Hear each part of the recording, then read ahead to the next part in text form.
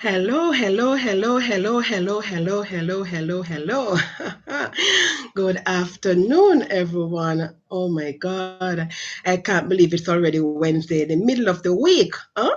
It is Wednesday, the 6th of May, 2020. And can you believe it? Excuse me. I'm telling you guys, it is so hot.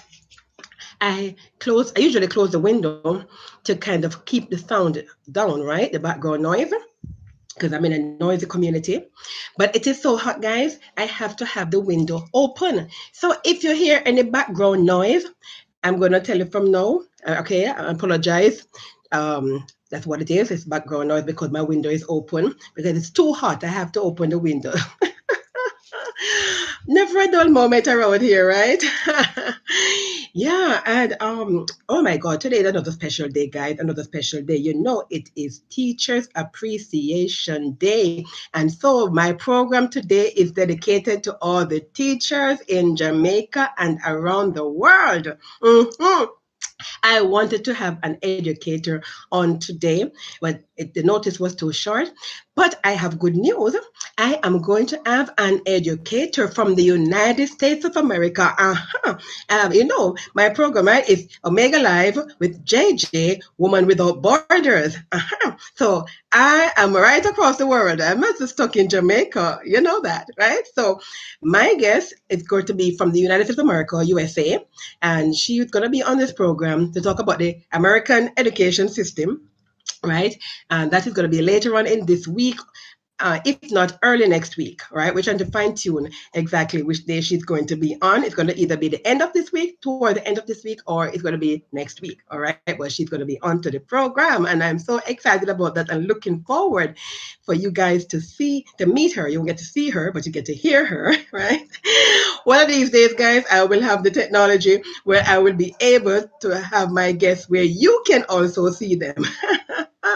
But for now, it is what it is. And then one of these days, I'm going to also be able to have my viewers call into the program. But until then, guys, you have to make do with the chat. It's a live chat. So you can just comment in the chat and I will see it right in real time and I can respond to it. So go ahead and do that, okay? And remember, guys, you like the program, give it a thumbs up, right? Subscribe, all right? Make sure to subscribe to the program because if the feed drops, when I get back on, you will be notified. You can get back onto the live program. Otherwise, you'll have to wait for that playlist, which is just a recording, right? Because the program is being recorded. Absolutely. Guys, you know why I do this program, right? My people are destroyed for lack of knowledge. And so I share information with you so that you can make informed decisions, right? I don't pretend to know everything, right? But what I know, I share because knowledge means nothing if I keep it to myself. Knowledge has to be shared, it has to be applied. Okay. All right. And so, it is also National Occupational Safety and Health Professionals Day. So we salute all the members of the health professionals also, okay? But yesterday was your day. Today is the Teacher's Day. Yeah. And so, guys, how we do it around here, right? We got to give you the news and then I give you my 2 cents, right? I comment on the news. That's why we're here. Okay. So here goes. So Jamaica now has 473 confirmed cases of the coronavirus disease, COVID-19, according to the Minister of Health and Wellness, the Honorable Dr. Christopher Tufton. The two additional cases are both males aged 30 and 34 from Kingston and St. Andrew. One is a contact of a confirmed case from Alarico Call Center.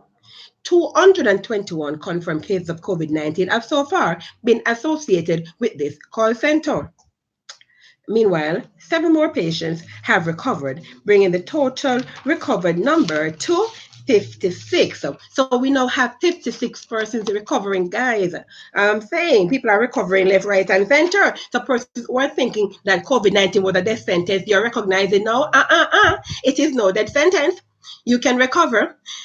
it's all about having a good immune system, guys. You got to build up your immune system. And I have previous episodes where I told you what to eat to build up your immune system. So go back into my library and find those episodes and watch them for some of the things that you should eat to build up your immune system. Okay.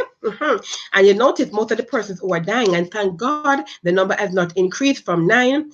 But all those persons, they all had underlying issues, what they call comorbidities. Yeah. So it's hypertension, diabetes, or some respiratory problems that they had, right? That caused them to succumb to the disease, COVID-19. Yeah.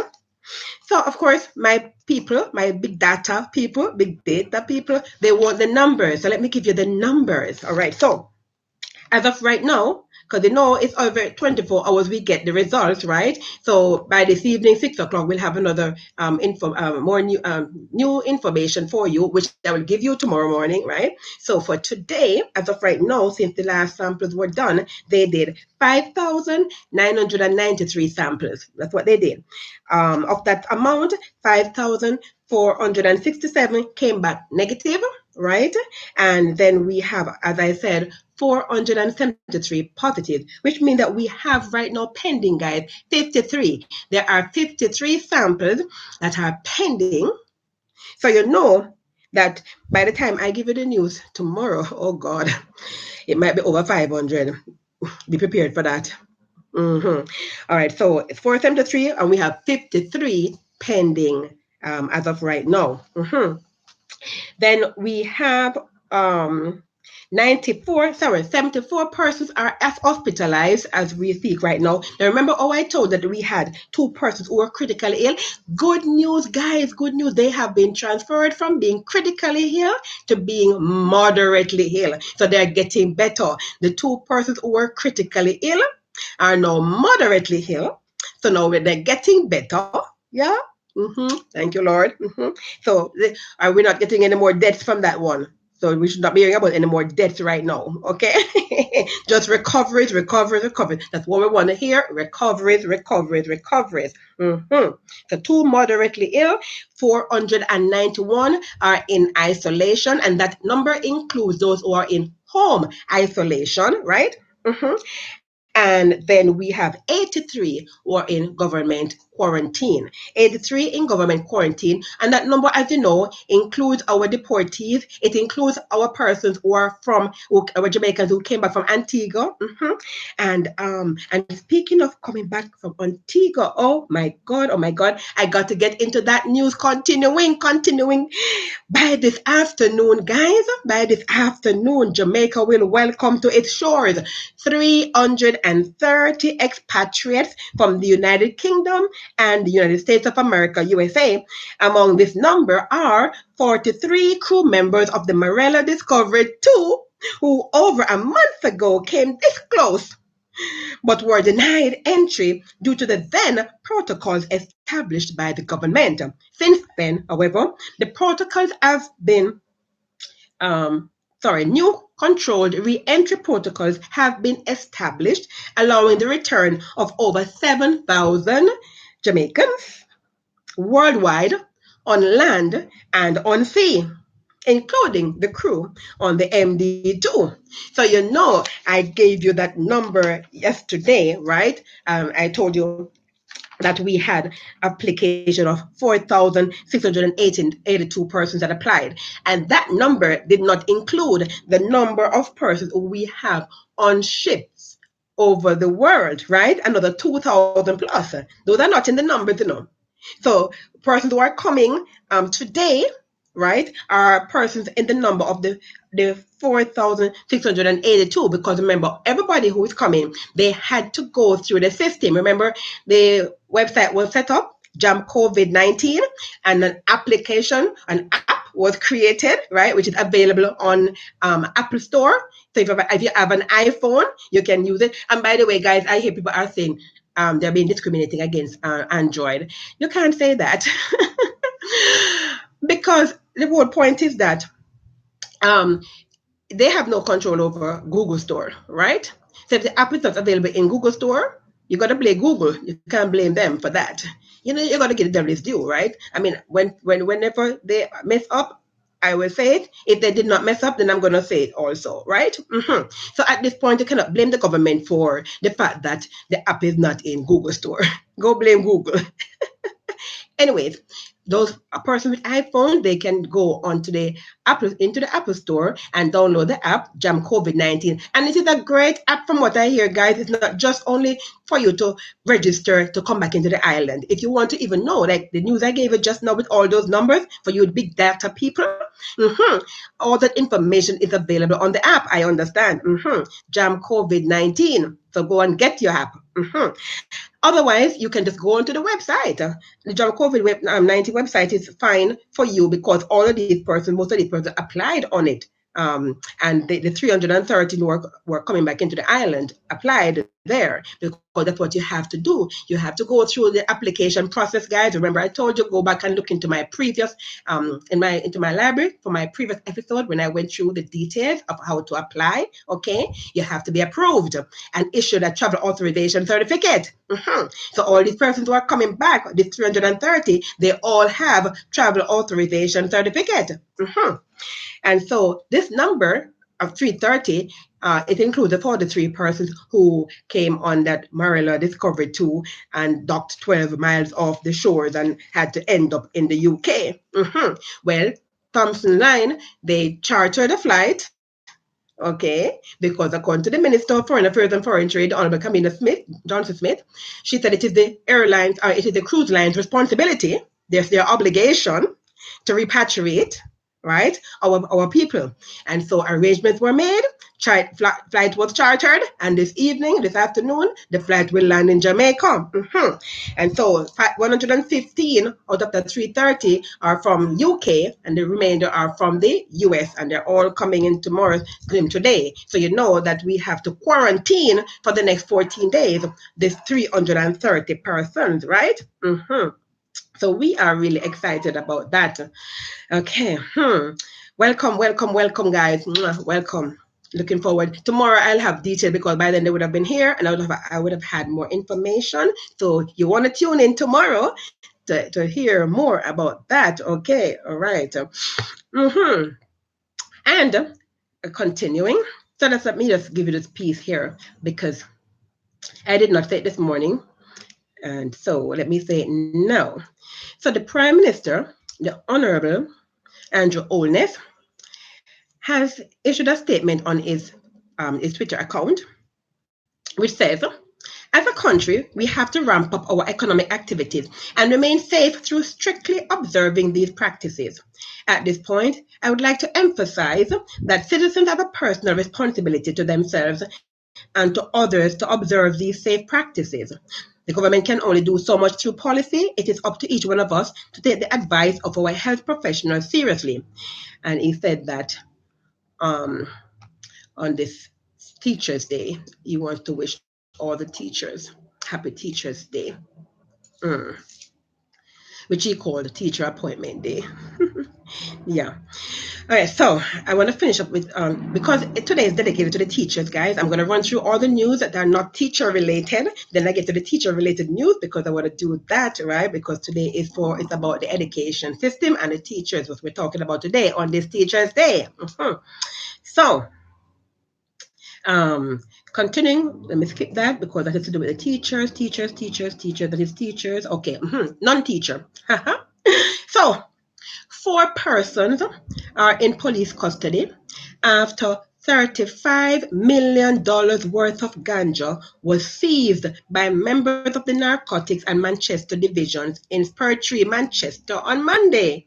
You heard that COVID-19 is around because they get to do their nefarious activities undetected. Yeah?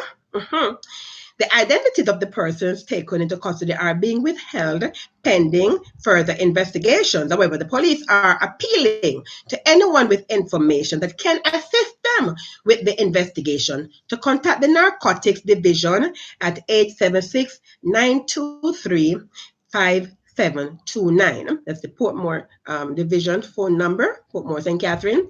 Or you can, of course, call the police emergency number, which is 119.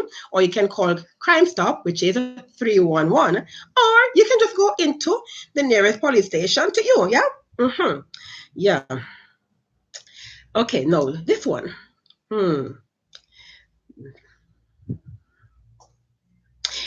The European Union have placed Jamaica on their blacklist of countries that pose significant threats to the financial system of the Union because of failing to tackle money laundering. I got to give you that full story, guys. I really got to give you that one. I wasn't going to give you the full story of that one, but I'm going to have to give you that one because it is relevant. It is very relevant, very important, and people have to understand, that there are consequences to actions, right? There's always consequences to action. Yeah, nothing you do, it happens in a vacuum. No, and there's always a consequence to it. So here's the news for that. The Jamaica has been added to the European Union's blacklist of countries that have been accused of being too soft on money laundering. But Finance Minister Dr. Nigel Clarke is pushing back against the characterization. According to Dr. Clarke, it is not good news. It is not good news that the European Union blacklisted Caribbean countries, which includes Jamaica, Barbados, and the Bahamas. Back in February, listen carefully, guys. Back in February, Jamaica was among 7 countries that were placed on a grey list. In February, they were on a grey list by the Financial Action Task Force in the EU, right, for gaps of failures in stemming the financing of terrorist groups of money laundering. Yeah? I just told that a while ago, right? We have a ganja oil of 35 million, right? Now I'm telling you now about the money laundering, right? So the finance minister said that Jamaica ended up on the list because the FATF, right, that's the Financial Action Task Force, have focused on countries where the economy size is above a certain threshold. That means that they have $5 billion of financial assets using a monetary measure known as the M2. Listen to this, guy. Let me repeat this for you. Okay? Countries that have above threshold. Here's the threshold. $5 billion of financial assets. So Jamaica has over $5 billion with a B, US dollars, not Jamaican dollars, US dollars of financial assets. In 2019, the FATF arbitrarily changed this measure to what is known as the M3, which is a broader measure. This arbitrary change meant that for the first time, right, Jamaica that exceeded the 5 billion threshold would be included in the list of countries that the FATF would focus on and monitor and a process known as the grey listing. So that's how they became grey listed in February. Professor Denzel Williams attributed the country's blacklisting to a weak anti-terrorism and anti-money laundering framework. And can we all say yes to that?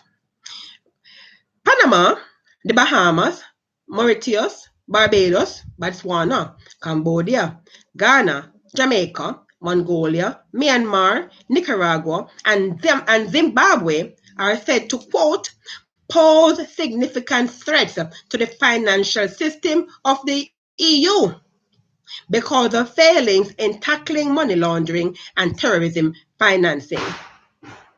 You do not want to be on this for too long because it has implications for you playing into the global financial system that can impact significantly on the way companies conduct international financial business.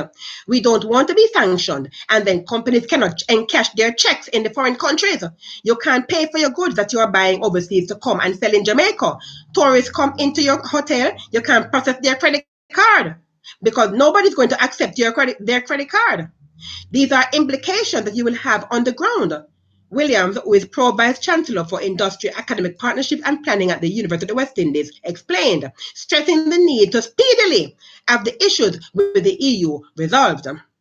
Right? He said that Jamaica could be spared the full blow of the blacklisting, but would need to rally support and explain to countries the steps being taken to address the EU's concerns. But listen to this. Jamaica is in a bind because some players in the country refuse to be governed under the Proceeds of Crime Act, which is seen as critical to Jamaica being removed from the list. Lawyers have dragged the government to court as they have objected to being governed under some aspects of the legislation. Opposition leader Dr. Peter Phillips has also pushed back against certain strictures that international bodies put in place as he called for the right balance to be struck to ensure that legitimate businesses are not compromised. According to Dr. Phillips, we have to ensure that the rules set by the international organizations are in our best interest, he said in Parliament yesterday. While I have no issue with some of the rules, the way the rules are implemented makes life almost impossible for ordinary legitimate business persons. The quote-unquote know your customer requirement can be an impediment, Dr. Phillips said back in January. Okay. And continuing, there's some part I'm skipping out, okay, interest of time. But Dr. Clark said the issues are not unique to Jamaica, okay. He explained that the government will be taking action to remedy deficiencies in Jamaica's framework for addressing UN-targeted financial sanctions related to terrorism, amend the laws governing the regulation of trusts and the non-profit sectors in order to improve their AML-CFT compliance, ensure and increase the money laundering investigations that use financial intelligence, and amend the Companies Act to ensure that beneficial ownership disclosure standards are updated to be consistent with the FATF standards. Jamaica has until late 2021 to complete this action plan. Once this is done, Jamaica will be removed from the FATF's grey list, and the reversal of the EU's action will also occur. But he said grey list, but we just said blacklist. So again, you see inconsistencies, right? Yeah. But I thought that was important for you guys to hear, okay? Especially persons who are doing business and persons who have to deal with the people in Europe and have businesses in Europe, etc., and persons who are planning on starting businesses and have to go to the company's office to get your business certificate, etc. Yeah. All right. So back to our. Oh, and one more story before I get onto the teacher's story. Yes, I'll give you one more story because today is Teacher's Day. Okay, so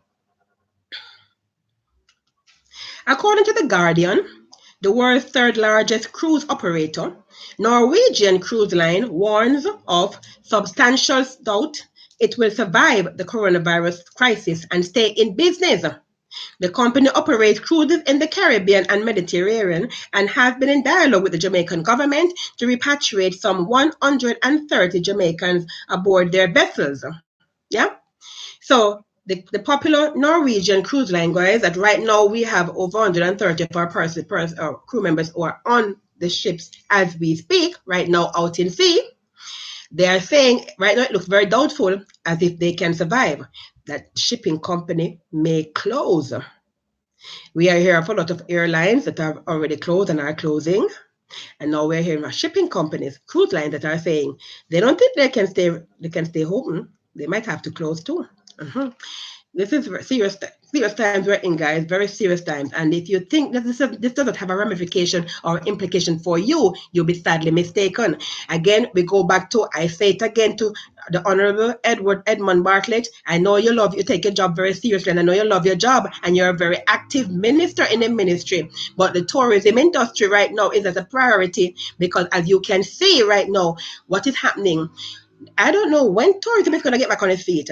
So we need to start looking in other directions. You understand? Agriculture is one of those areas that have been left behind, and we need to bring it up to fore. You understand? The agriculture industry we spend so much money on other industries, and you see right now they are so volatile, you see, and vulnerable that right now we can't expect to get any returns on our investment from these industries. So industries like agriculture, which never fails. Agriculture never fails. You fail agriculture, but agriculture never fail you.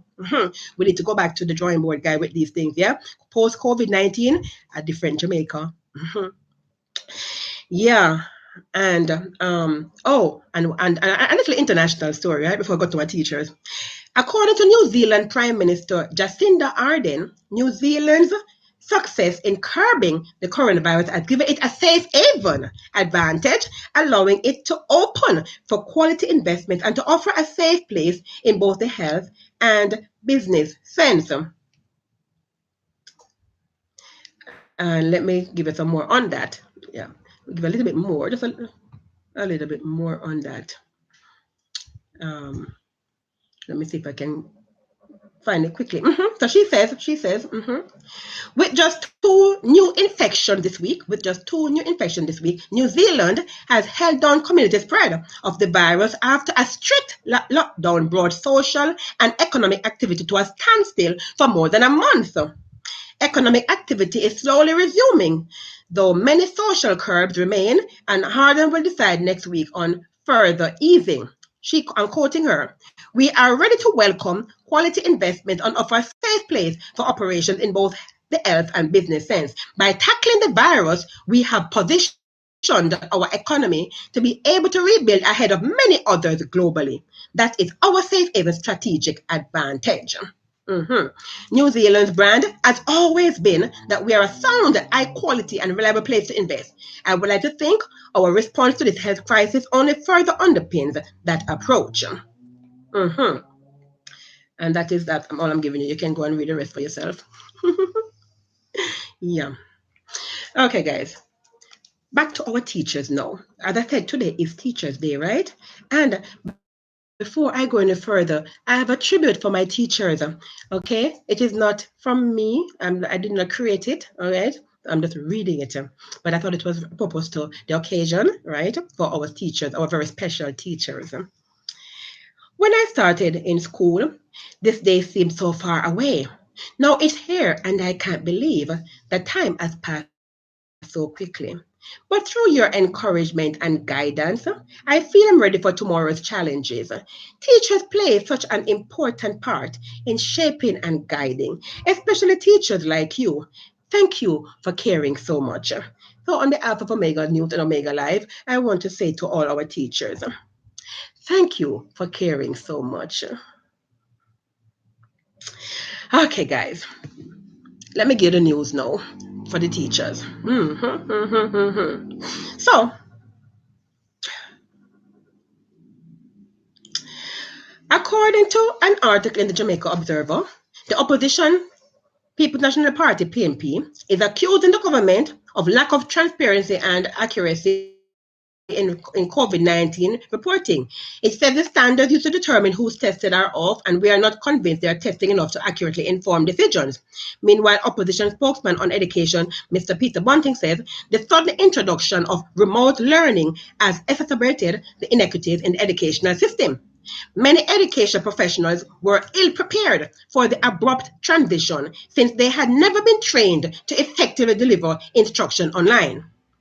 He also said household internet access in Jamaica is estimated at only 55%, which is not adequate to support the teaching and learning needs of all students.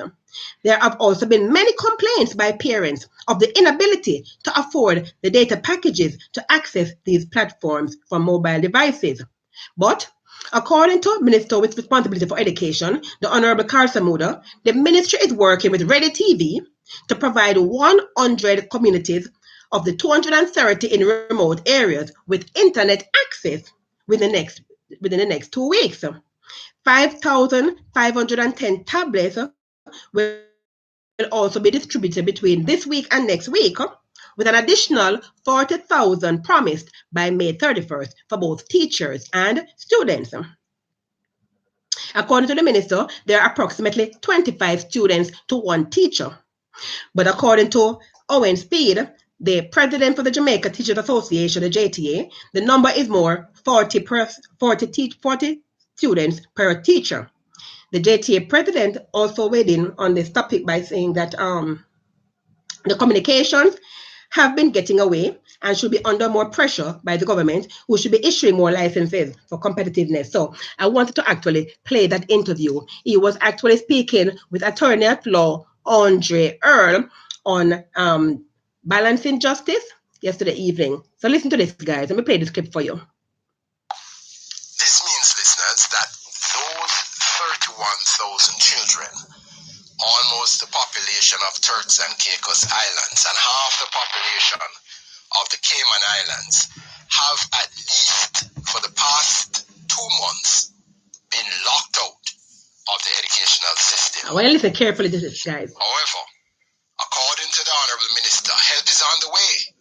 Ready TV is to provide internet access to at least 100 of these communities within the next 2 weeks. 5,510 tablets are to be distributed by the end of this week, and another 40,000 tablets distributed by the end of this month. Those students sitting CSEC and CAPE exams, a final decision will be made at the CARICOM Heads of Government Conference regarding when same will be held. Will they be held June, July, September, October, or some other time? Some other time. This evening, to discuss these and other related issues, are my special guests. I have on the telephone Mr. Owen Speed, who is the president of the Jamaica Teachers Association and himself a principal, and Mrs. Cheryl Ten, who is a vice principal. So welcome to you, Mr. President and Mrs. Ten. Thank you very much. Thank you so much, Andre. Thank you for having me. And good evening to you. Yes. Good evening, Mrs. Ten. Yes, great to have you both. All right, and let me just take this opportunity to wish you all the best tomorrow as you have your special day set aside for you, Teachers' Day. So I hope you'll have no problems, that everything will work like clockwork. You'll have a perfect day tomorrow. I wish you all the best. Yes, thanks. I'm doubling up. We had Principal's Day on May 1. Oh, okay. Last Friday. All right. So congratulations on that and all the best. So let's get into this topic. How do parents deal with this matter of online and distance teaching at this time, given all of the ramifications? I mean, there is an admission, some say a concession, on the part of the Minister of Education and his ministry that some 31,000, we don't need to get hung up on the numbers, because some people I know have other views about the numbers, but that's not really relevant. 31,000 is a substantial number of our children. So let me take your view on that, Mr. President, this whole matter of online learning, distance learning for students in a season of COVID-19, in circumstances where some 31,000 are completely excluded. Good. And I am with you on that we don't need to get hung up on the numbers, because the significant point is that many of the children are being left behind. Too many. Listen to this, guys. But so let's move forward and let's look at what is happening out there. At this time, the teachers are bombarded with a lot of issues, and the issues have been coming from parents, from students, and also from even their own administrators. Can you imagine? Who are demanding quite a bit from them, and from the ministry itself, because the ministry has passed down this to the school administrators to demand certain things from the teachers at a time when even the teachers themselves are under distress. Many of them are home with their children, and many of them are frustrated too, because when they call for class and trying to work with a timetable, many of the children don't even appear. They're here. Listen to this. And the excuses that you get, and sometimes they are legitimate excuses, reasons, really, not excuses now, that the parents have to be using the same phone that the children were depending on to be a part of the class. Right. So we face these challenges, and we face also the challenge of the financial burden that is placed on the parents for one, and that same financial burden is also placed on the teachers themselves, who have had to be running this program since March 16. Mm-hmm. Because as it now stands, we are seeing where there's little help in terms of financial assistance that is coming directly from the government. Yes. We hear that they send some money to the schools, but it is left to the discretion now of the school boards and the school principals to decide how much they give and when they give. So it's a challenge. It is. All right. Thank you for that, Mr. President. And Madam Vice Principal, 10, you want to weigh in on that question? Well, my comment, my reply will be very short. I think, like Mr. Speed said, we're in a pandemic, and we've always been experiencing economic crisis, especially us teachers. And I think it is quite stressful on us, distressful and burdensome. I agree with that. And I also want to share that in a situation like this, we must exercise compassion, we must exercise lenience, and support. Support is very important. Support in terms of the tools, the equipment needed for working, moral support, and so on. We also need to sensitize people and to, if it's even on-the-spot training or something, you know what I mean? It's as if we are making up the rules as we go along. There's really no plan of such. So when you say support, is it that you are aware of cases, Mrs. Ten, where teachers are not being given the tools to engage in this online training and teaching? Well, as far as who have no space on my phone, you know, and then And so what you think should happen? I think support needs to be given to the teachers. Well, the minister says some tablets are coming, and teachers will be given tablets. But I'm also concerned about the time frame. When will the tablets get here? This is now May, right? The school year usually... Well, he did say 40,000 by the end of the month, 5,510 by the end of this week. By the end of this week. 5,510 by the end of this week, and 40,000 by May 31. Okay, by May 31.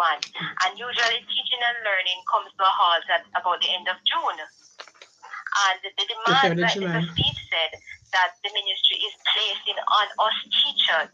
We online, which has just started in April, late March, the demand that is on us, you know, to get these tablets at the end of May or sometime in May, and teaching and learning ends basically at the end of June. Then there's assessment, then there's summer vacation for the students. Yes. Mr. Earl, may I just add? Yes, Mr. President. To what Mrs. Ten said? Yes.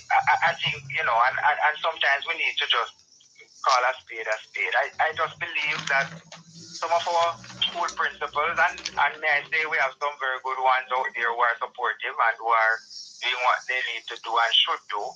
But there are some out there in the system that really need to be reined in. I believe they're pushing some excessive things onto the teachers in an almost threatening manner.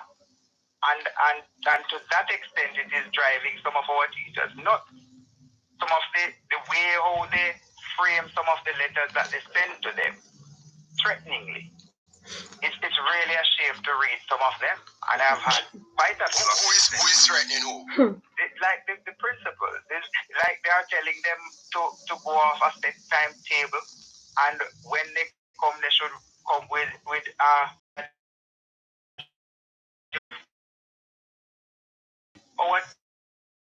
teachers will need to remember that they were at some stage teachers. Yes, and you can't make blood out of stone. Yes, and it is not easy to be having 40 children in front of you. You heard? Deal with 40 students. on a daily basis. And then when you come to prepare for the online teaching, this virtual teaching is more difficult than when you're at school teaching. Of course it is. Yes, also. It's not easy. It is the preparation time. and sometimes the obstacles that you face and the disruptions that you face. With flow and do yourself. Signals sometimes even in urban centers where you might think that the signal from floor is good. It is so intermittent, it is not funny. Yes. Mrs. Ten, you wanted to make a comment about the Yes, I agree. I agree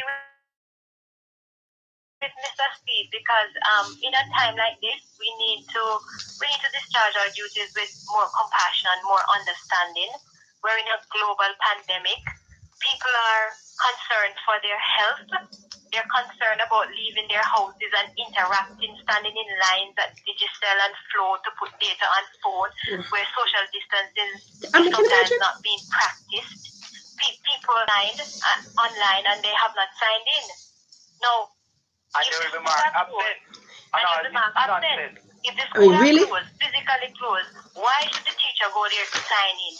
Well, I am making this call. If the teacher is not online, then it means there is a challenge. There is some difficulty and support needs to be given to the teacher.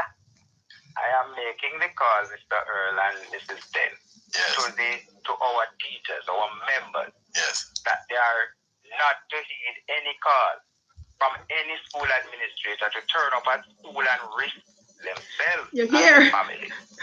Stay home. Many of them practice to go to school.